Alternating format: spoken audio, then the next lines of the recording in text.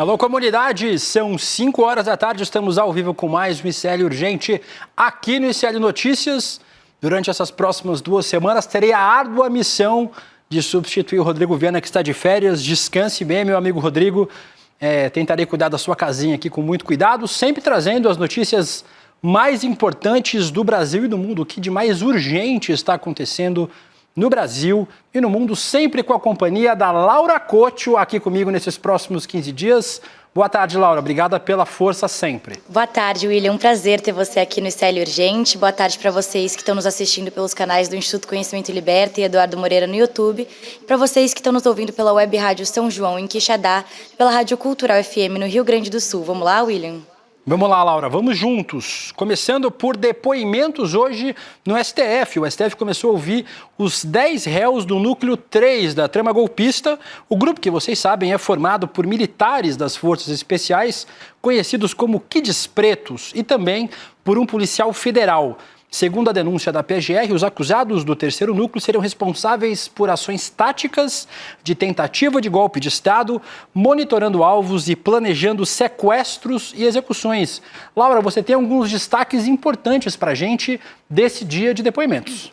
William, em depoimento, o tenente-coronel Fabrício Moreira de Bastos afirmou que recebeu ordens do Centro de Inteligência do Exército para buscar e encaminhar uma carta que pressionaria o alto comando das Forças Armadas a aderir à trama golpista. O documento era intitulado Carta ao Comandante do Exército de Oficiais Superiores da Ativa do Exército Brasileiro e teria sido enviado por Bastos a outros militares das Forças Especiais nessa tentativa de conseguir a adesão ao golpe. Um outro destaque, o tenente-coronel Hélio Ferreira Lima, também réu, afirmou que o documento encontrado pela Polícia Federal, que previa a prisão de ministros do Supremo, foi produzido pela 6ª Divisão do Exército em Porto Alegre. O documento se chamava Desenho Op Luneta e tinha como objetivo neutralizar a capacidade de atuação do ministro Alexandre de Moraes e realizar a prisão preventiva dos juízes do Supremo, considerados, abre aspas, geradores de instabilidade. William.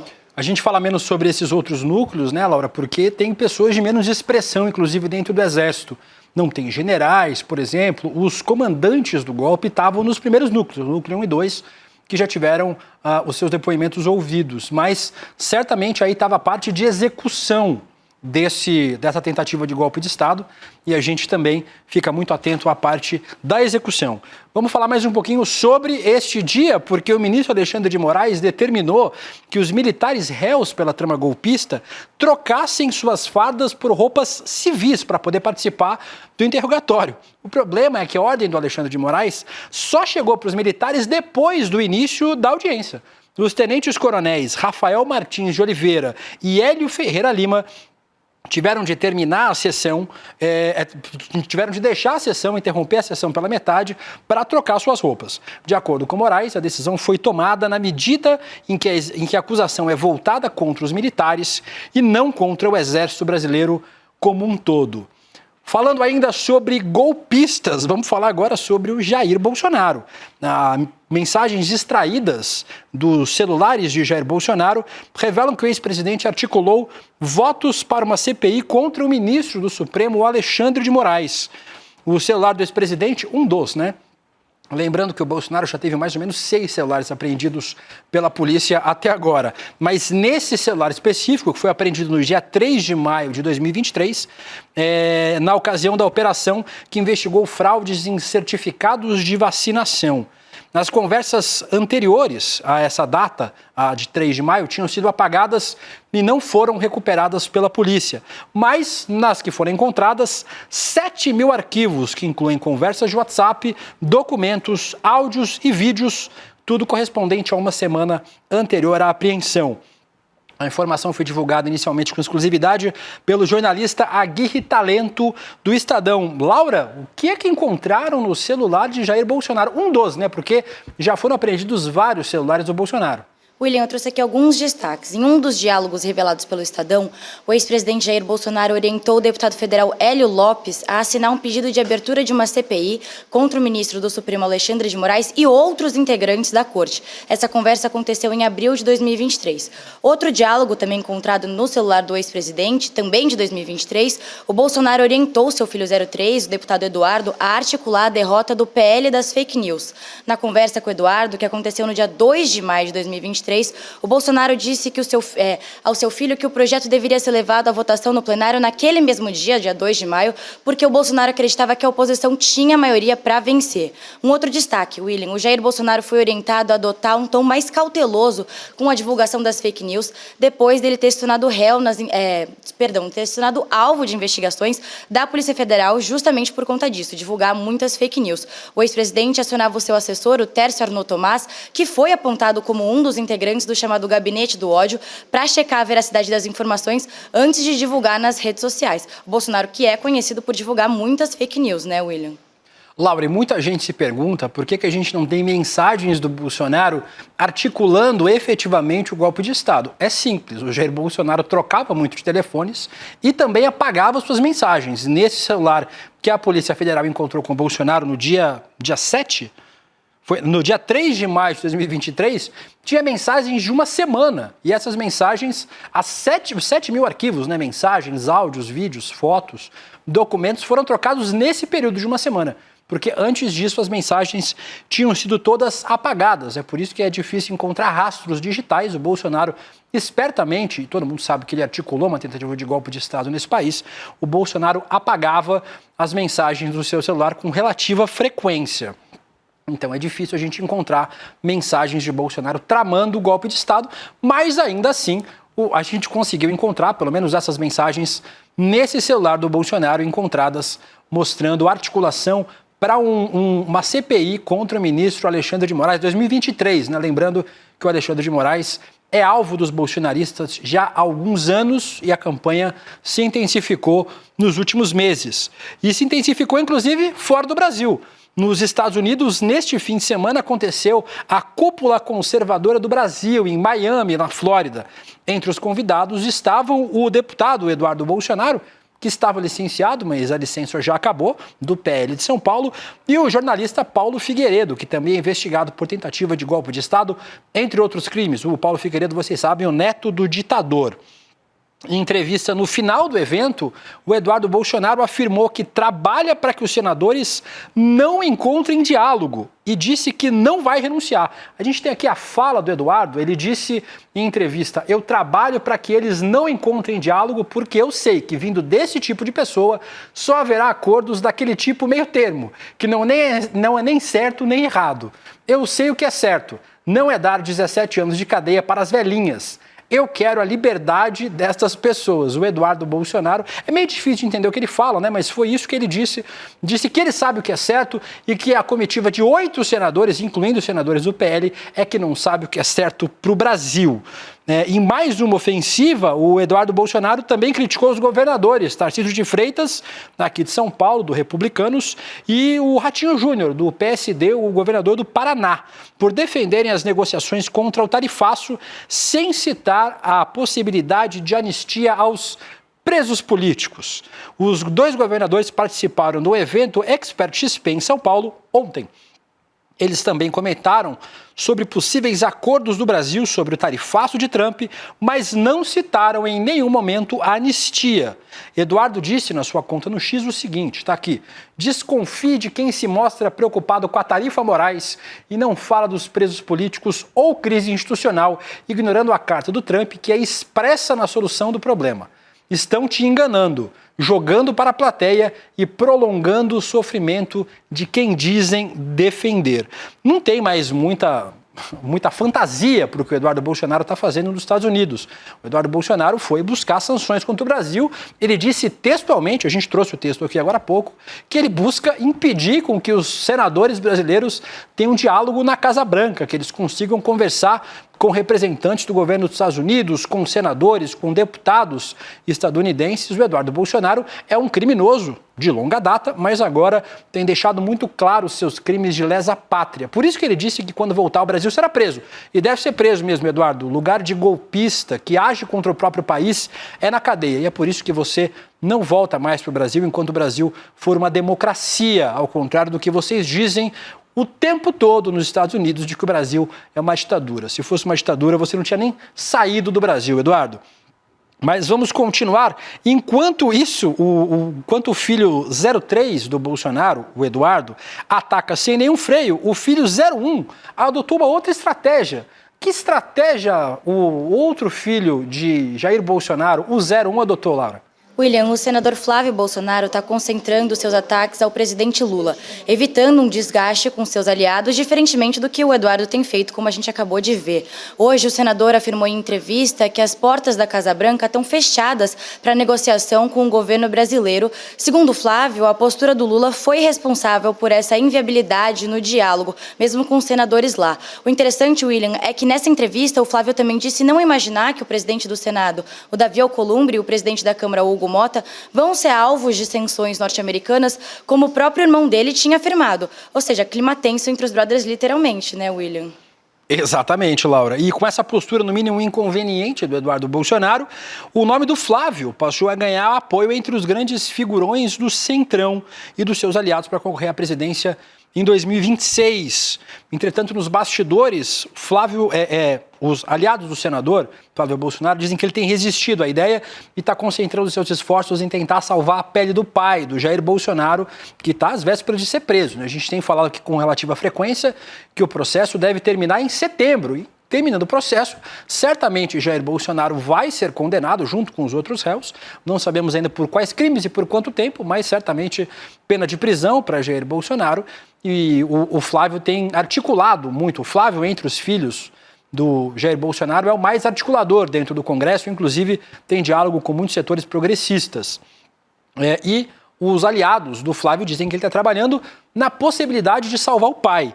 Entretanto, nos bastidores, o Flávio chegou a admitir que pode ir para o sacrifício, segundo ele, se essa for uma ordem do pai e se as pesquisas lhe derem segurança. De acordo com interlocutores, o próprio Jair Bolsonaro passou a colocar o Flávio como opção para disputar o Palácio do Planalto.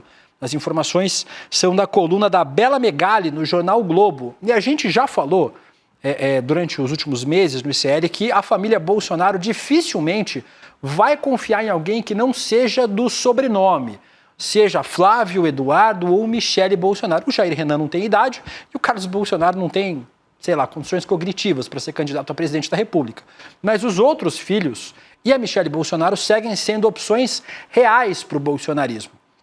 O Eduardo Bolsonaro se distanciou de ser uma opção ao fugir para os Estados Unidos e encabeçar essa campanha contra o ministro Alexandre de Moraes, contra os outros ministros, contra o presidente do Supremo, contra o presidente da Câmara dos Deputados, o presidente do Senado. O Eduardo virou o grande articulador dessa ofensiva do bolsonarismo nos Estados Unidos, buscando sanções contra o Brasil. Então o Eduardo acabou se queimando, né? As pesquisas de opinião que a gente tem trazido aqui no ICL mostram que a população, pelo menos a maior parte da população, tem sido crítica às tarifas do Donald Trump e tem associado diretamente as tarifas ao Eduardo Bolsonaro e ao Jair.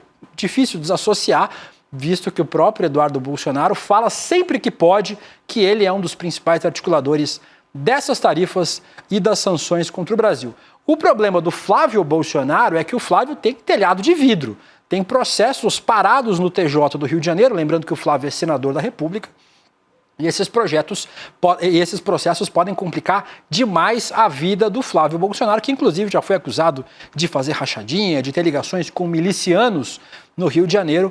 Então o telhado do Flávio é um telhado mais de vidro nos bolsonaristas. A Michele ainda parece ser a opção mais segura, que tem menos telhado de vidro entre eles, mas ela não é filho, né? Ela é esposa do Jair Bolsonaro, e talvez o grau de confiança por isso seja um pouco menor. Vamos continuar acompanhando para ver quem o bolsonarismo vai apoiar, se vai ser Tarcísio, se vão lançar Flávio, se vai ser Michele, já que o Eduardo parece nesse momento ser carta fora do baralho do bolsonarismo. E a gente estava falando muito sobre Donald Trump e sobre o tarifaço. Tem mais novidades sobre o tarifaço de Donald Trump. No dia 1º de agosto, sexta-feira, começa a valer o tarifaço contra o Brasil, 50% sobre os produtos brasileiros exportados para os Estados Unidos. E, por enquanto, o governo Trump não dá nenhum sinal de recuo, muito pelo contrário. Com a data se aproximando, o secretário de Comércio dos Estados Unidos, o Howard Lutnick, confirmou a manutenção do prazo do tarifaço. Vamos ver o que o Lutnick falou nessa semana? Não haverá prorrogação nem mais períodos de carência. Em 1º de agosto, as tarifas serão fixadas, entrarão em vigor, as alfândegas começarão a arrecadar dinheiro. Mas, Laura Couto, parece que para esse secretário, o tarifaço foi só mais uma forma de ganhar dinheiro, de ficar rico. Conta essa história pra gente. Pois é, William, não é só no Brasil que tem mamata. O secretário do Comércio norte-americano, o Howard Lutnick, que a gente comentou, é um dos que lucraram muito com o tarifaço do Trump. Isso porque o Lutnick, ele mantém o controle da corretora BGC Partners. A empresa é uma das 3 que participaram naquela manhã do dia 9 de julho de um movimento incomum no mercado de contratos futuros de dólar. Esse movimento foi denunciado pelo ICL Notícias, numa matéria aqui do Kleber Lourenço e da Débora Maganha. Em apenas 75 minutos, entre as 11h30 da manhã e meio-dia e 45, 9 negociações somaram mais de 6 bilhões de reais, quase 10% do total do dia. E o anúncio do tarifaço contra o Brasil foi feito pelo Donald Trump às 4h17 da tarde. Agora, William, foi sorte ou foi informação privilegiada? Eu não acredito muito em sorte, Laura. Então, para mim, informação privilegiada, mesmo porque não aconteceu só nesse caso. A gente teve esse caso dos Estados Unidos, mas em vários países do mundo a gente tem suspeitas de informações privilegiadas, inclusive aqui no Brasil. Mas a gente fala da África do Sul, do Canadá, da União Europeia. Sempre que os tarifaços são anunciados, tem gente que ganha muito dinheiro. Tem gente que vai e compra a moeda local, a moeda sul-africana, o dólar canadense, euro, para depois vender a moeda quando o preço começa a cair. Então, compram na baixa e vende quando o preço está lá em cima. Então, é um movimento que tem sido acompanhado no mundo todo e certamente as informações vêm do governo do Donald Trump. Tem alguém dentro do governo Trump, talvez o próprio presidente dos Estados Unidos, repassando informações privilegiadas. Às vezes ele faz nas redes sociais. Já fez isso no Twitter, já fez isso em coletiva de imprensa, mandando as pessoas comprarem ação porque essa era uma hora boa de comprar. Mas o Donald Trump também pode estar fazendo isso nos bastidores, ajudando algumas pessoas a ficarem mais bilionárias. Enquanto isso, o governo Lula vai fazendo o que pode. Está tentando negociar com o Trump, mas, por enquanto, sem resposta. O líder do governo, no Senado, o senador Jacques Wagner, do PT da Bahia, afirmou nesta segunda-feira que vai ser difícil conseguir adiar o tarifaço dos Estados Unidos contra o Brasil. O Jacques Wagner está em Washington com uma comitiva de 8 senadores para tentar negociar sobre taxas.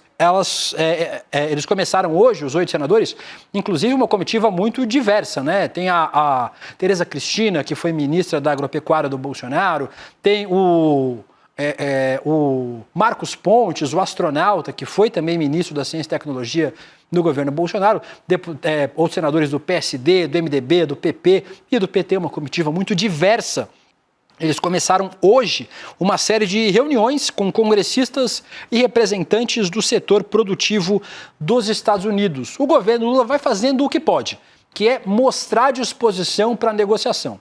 Enquanto o governo Trump usa as tarifas como arma para ameaçar o mundo todo, o governo brasileiro faz o que pode, tenta negociar as tarifas. Mais do que o governo brasileiro está tentando entregar, ele não consegue. Mas o governo não pode entregar a absolvição de Jair Bolsonaro, mesmo porque ele não foi nem condenado, e certamente o governo não vai discutir projeto de anistia, porque esse governo, que aí está, tentou passar depois de 8 dias no cargo por uma tentativa de golpe de Estado, inclusive com um plano de execução do Lula, então presidente eleito, Geraldo Alckmin, vice-presidente eleito, e do ministro Alexandre de Moraes, do STF. Certamente, se é uma coisa que esse governo não fará, e acertadamente, é discutir a anistia de golpista. Golpista tem que estar na cadeia. Além da comitiva, essa que está nos Estados Unidos, o chanceler, o ministro das Relações Exteriores, Mauro Vieira, também viajou para os Estados Unidos nessa semana. O chanceler está em Nova York para uma conferência na ONU. E ele disse que pretende ficar até terça-feira, mais conhecido popularmente como amanhã, nos Estados Unidos.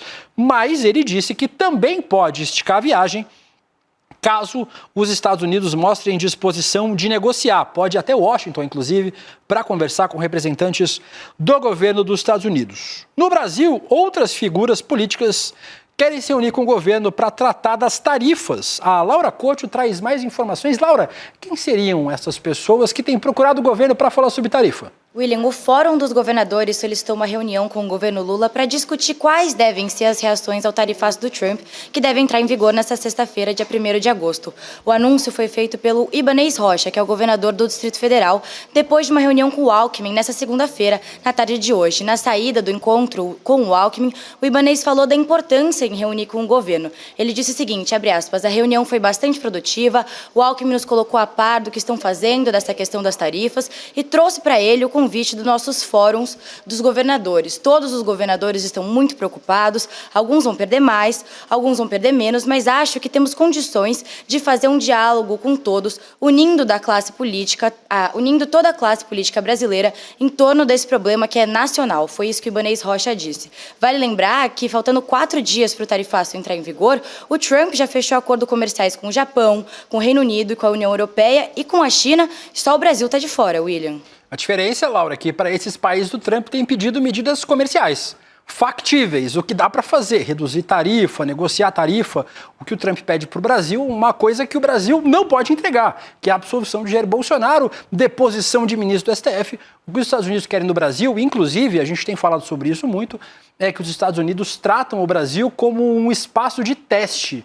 O Brasil está sendo usado como cobaia dos Estados Unidos para exercer sua influência na América Latina, diferentemente dos outros países onde o Trump tem proposto barreiras comerciais. Aqui a barreira não é comercial, é a barreira política. O que Trump quer, o Brasil não pode entregar, por isso as negociações são inviáveis. Apesar disso, os governadores vão fazendo o seu papel, apesar de muitos bolsonaristas terem sido criticados, Ratinho Júnior, Ibanez Rocha, Tarcísio de Freitas, têm sido criticados por buscar diálogo. Eles fazem o que um governador de estado deve fazer, tentar resolver o problema, ao contrário de tentar piorar o problema.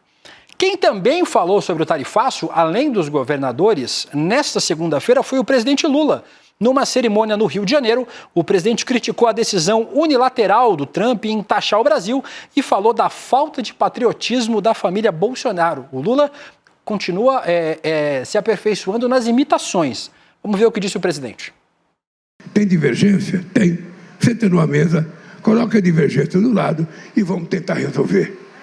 E não de forma abrupta, individual, tomar a decisão de que vai multar, taxar o Brasil em 50%. Então, e isso é o filho do Coisa e o Coisa que estão pedindo para fazer. Ou seja, o cara que fazia a campanha embrulhado na bandeira nacional. O cara que fazia embrulhado da bandeira nacional, Brasil acima de tudo. E agora, ele vai com a desfaçatez, Brasil acima de tudo, mas primeiro os Estados Unidos. É uma falta de vergonha, uma falta de caráter, uma falta de patriotismo. O presidente Lula sentiu, que as imitações estavam fazendo sucesso nas redes sociais e investiu em continuar fazendo as imitações, tem dado certo aí. Mas o presidente disse o que todo mundo tem dito, que as tarifas são um pouco patrióticas e quem defende tarifa contra o Brasil não é patriota. Quem também se complicou essa semana foi o deputado Nicolas Ferreira. O deputado virou réu, junto com o deputado estadual Bruno Engler, na Justiça de Minas Gerais por disseminar informações falsas contra o então prefeito de Belo Horizonte, o Fuad Noman, no segundo turno das eleições de 2024. Caso sejam condenados, os dois podem ter os direitos políticos suspensos, se tornar inelegíveis e pagar uma indenização por danos morais coletivos. Também são alvos da ação a deputada estadual delegada Sheila e a coronel Cláudia. Eles adoram colocar um militar, um policial na política. A coronel Cláudia, que foi candidata a vice-prefeita na chapa do Bruno Engler. Todos os 4 envolvidos são, claro, do PL, do Partido Liberal. Laura, que história é essa? Conta pra gente. Nicolas Ferreira pode ficar inelegível? William, de acordo com a denúncia, os deputados Nicolas Ferreira e Bruno Engler organizaram uma campanha de desinformação nas redes sociais e nos veículos de comunicação durante os últimos dias da eleição de 2024. O objetivo era influenciar o resultado do segundo turno em Belo Horizonte. Na época, a prefeitura de BH estava sendo disputada justamente pelo Bruno Engler, o acusado, e o então prefeito Fuad Noman, que estava disputando a reeleição. A denúncia aponta que os acusados distorceram trechos do livro Cobiça, que foi escrito pelo Fuad Noman, sugerindo falsamente que o prefeito escreveu um livro erótico em que relata o estupro de uma criança de 12 anos. Mesmo assim, o Fuad Noman venceu a eleição, a reeleição dele em 2024. Ele morreu em março desse ano, aos 77 anos. A promotoria afirma que o Nicolas teve o papel central na divulgação das informações e o deputado usou do seu alcance nas redes sociais para disseminar o conteúdo falso, William. É isso, Laura. O bolsonarismo fez o que faz de melhor. É uma máquina de assassinar reputações. Tentaram fazer isso com o Fuad Noman. O homem, inclusive, à época, estava doente, acabou morrendo nesse ano, em decorrência de um câncer. O então presidente eleito, o então prefeito eleito de Belo Horizonte, o Fuad Noman. A gente espera que a justiça seja feita e que o Nicolas e o Bruno Engler paguem pelos crimes cometidos. Vamos falar sobre o mapa da fome. O Brasil saiu de novo do mapa da fome, segundo um relatório divulgado nesta segunda-feira pela Organização das Nações Unidas, a ONU. Menos de 2,5% da população brasileira está em risco de subnutrição, o que tira o Brasil da categoria insegurança alimentar grave depois de 3 anos. Façam as contas. O Brasil já havia saído da lista de países com fome em 2014. Ainda no governo da presidenta Dilma. No entanto, após análise de dados de 2018 a 2020, no governo Bolsonaro, a ONU recolocou o país na categoria, apontando um aumento da insegurança alimentar no período. Tirar o Brasil do mapa da fome havia sido, inclusive, uma das promessas de campanha do presidente Lula durante o período eleitoral. Vamos ver o que o presidente Lula falou nas redes sociais. Ele fez um post comemorando a saída do mapa da fome. Minhas amigas e meus amigos, é com grande orgulho e imensa alegria que informo, o Brasil está fora do mapa da fome mais uma vez. Importante demais, conquista muito importante do governo. E a gente fala que, obviamente, o governo tem dificuldades em aprovar medidas no Congresso, mas algumas diferenças são óbvias entre um governo neoliberal e um governo de centro-esquerda que precisa se equilibrar dentro do governismo possível. Essa conquista é uma diferença óbvia. No governo Bolsonaro, a fome aumentou, a miséria aumentou. Isso era visto nas ruas do Brasil, não precisava nem de estatística para comprovar, era perceptível principalmente nas grandes cidades brasileiras. Agora, no governo do presidente Lula, o Brasil sai mais uma vez do mapa da fome. Coincidentemente, entrou no mapa da fome no 3º ano do governo Bolsonaro e no 3º ano do governo Lula, o Brasil deixa o mapa da fome mais uma vez. Ainda dá tempo da gente falar sobre o Trump, né? Então vamos falar sobre o Donald Trump. Tem mais uma última notícia do governo dos Estados Unidos. Trump quer destruir o Irã. Parece que o Trump está mais interessado em atacar o Oriente Médio do que resolver o problema das tarifas contra o Brasil e contra os outros países. Hoje, o presidente dos Estados Unidos ameaçou o Irã e afirmou que vai destruir o país caso o governo iraniano decida continuar com seu programa nuclear. A declaração foi dada após o encontro de Trump com o primeiro-ministro do Reino Unido. O que o Trump disse? Coloca na tela para a gente. O Trump disse o seguinte: eles têm enviado sinais muito ruins, sinais muito desagradáveis e não deveriam estar fazendo isso. Nós acabamos com as possibilidades nucleares deles. Eles podem começar de novo. Se fizerem isso, vamos acabar com isso mais rápido do que vocês conseguem apontar o dedo. O Donald Trump fazendo mais ameaças contra o Irã. Esse encontro teve uma outra cena patética. O presidente Trump, ele disse que odiava o prefeito, que é um prefeito progressista de Londres, e aí o primeiro-ministro do Reino Unido disse que o prefeito de Londres é amigo dele. E aí o Trump falou, mas é uma pessoa muito desagradável. Então o Donald Trump, mais uma vez, aí sendo desagradável e provocando incidentes diplomáticos, atacando o Irã e também atacando o prefeito de Londres. A gente faltam 2 minutinhos para terminar o programa. Preciso falar sobre o ICL Eterno. Vocês que acompanharam ontem, a gente fez um suspense durante toda a semana, as últimas semanas, do que seria anunciado e acabou o segredo. O Eduardo Moreira anunciou ontem aqui, junto com o Rafael Donatiello, qual vai ser o próximo passo da revolução do ICL.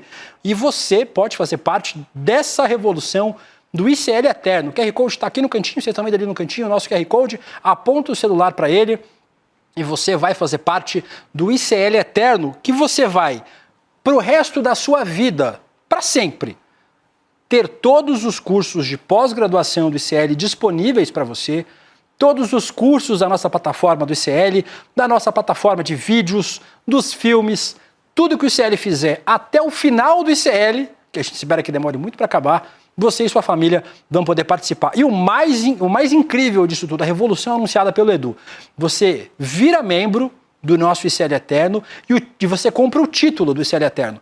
E depois de alguns anos, se você quiser, você pode revender. Você tem direito a fazer os cursos, os seus pais, né, uma escala para cima, uma para baixo, uma para o lado. Os seus filhos, seus irmãos e seus pais tem direito a fazer todos os cursos, recebendo certificado, pós-graduações e a um Master, a um título Master Internacional que a gente ontem divulgou, o nosso primeiro em parceria com uma faculdade da Itália, como Universidade Italiana. Então, importante demais, ICL Eterno. Se inscreva usando o nosso link iclurgente.com.br, faça parte dessa revolução e lá na plataforma você vai ver tudo que você vai ter acesso. Investidor Mestre, de graça para sempre. Empreendedor Mestre, de graça para sempre.